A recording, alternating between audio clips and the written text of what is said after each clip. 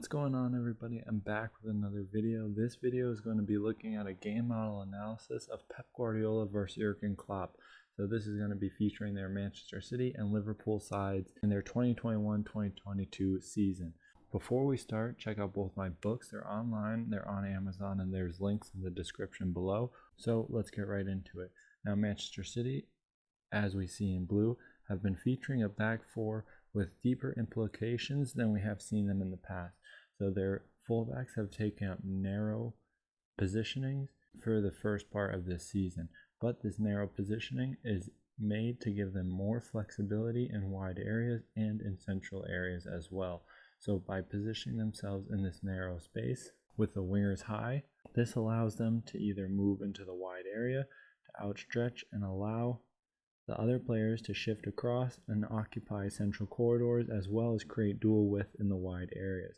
This is oftentimes with Cancelo moving into the wide area on the left-hand side, with then the central defenders moving across and creating asymmetry with Kyle Walker positioning himself deeper. The next big feature of the Manchester City side is their single pivot of Rodri.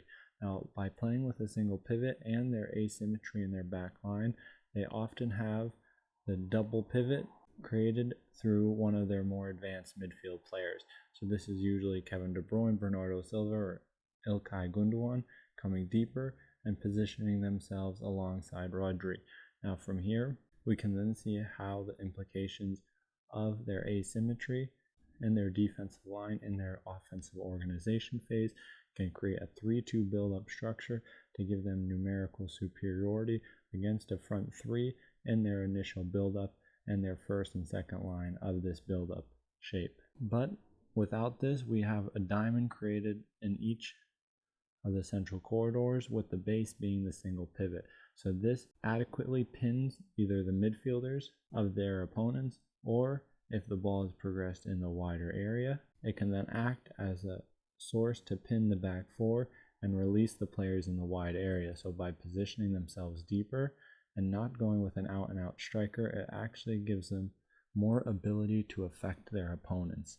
Also, by occupying each of the central corridors in this area and by the positioning of the deeper fullbacks than we've seen in past seasons, it gives their players the ability to circulate possession and then drop the attacking midfielders into deeper areas and create movements from the wingers. So now with the midfielder dropping, the winger inverting, as well as the false nine dropping into the half space, it can create an overload between the lines, free up movement, and allow for progression via the wide areas. So now that we've gone over a few concepts of Manchester City, let's look at Liverpool in possession. Now we can see Liverpool in their 4-3-3 against a Manchester City version of their 4-4-2 with heightened wide players. So now for Liverpool, especially in this season when they have Trent Alexander-Arnold on the right, Andy Robertson on the left, we often see an attacking midfielder dropping deeper outside of the central defenders in their build-up phase, allowing to create a makeshift back three, and this works quite well with the false nine situations Liverpool often create, with their wingers inverting and now their false nine creating, dropping into the space, often dropping into the space where the midfielder had vacated. So he's allowed to play in the blind side of the opposing midfield players with pinning from the winger, as well as a free wide player in the fullback. In this case, it would be Andy Robertson, jumping to then attack the vacant space left by the inverted winger. So now we have the false nine, and he's creating our midfield three and our deep lying playmaker. And this is more so on the side of Andy Robertson, allowing Andy Robertson to use his pace and ability to then play more direct and use his left foot and his ability to get into crossing situations.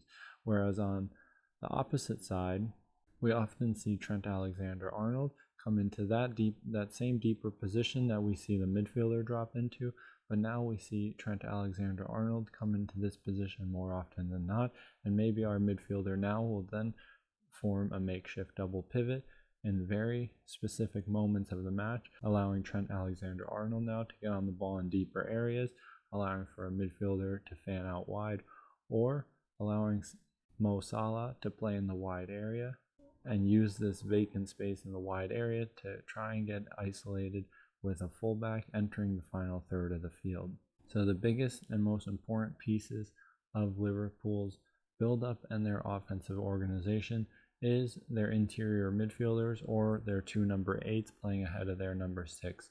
The versatility of these players to create rotations and asymmetry in this midfield third, to use overload from their false 9 dropping into deeper areas and having the positional fluidity to either pin or take advantage of an advanced midfielder pinning to create an asymmetric midfield 3 and create these very fluid moments which at times look like they lack structure, but it's more so about the space created and looking to exploit the spaces that the defense has left exposed. And in these situations, we can also see many times with their rotations dropping deeper in the half spaces and allowing their fullbacks to progress with the wingers inverting.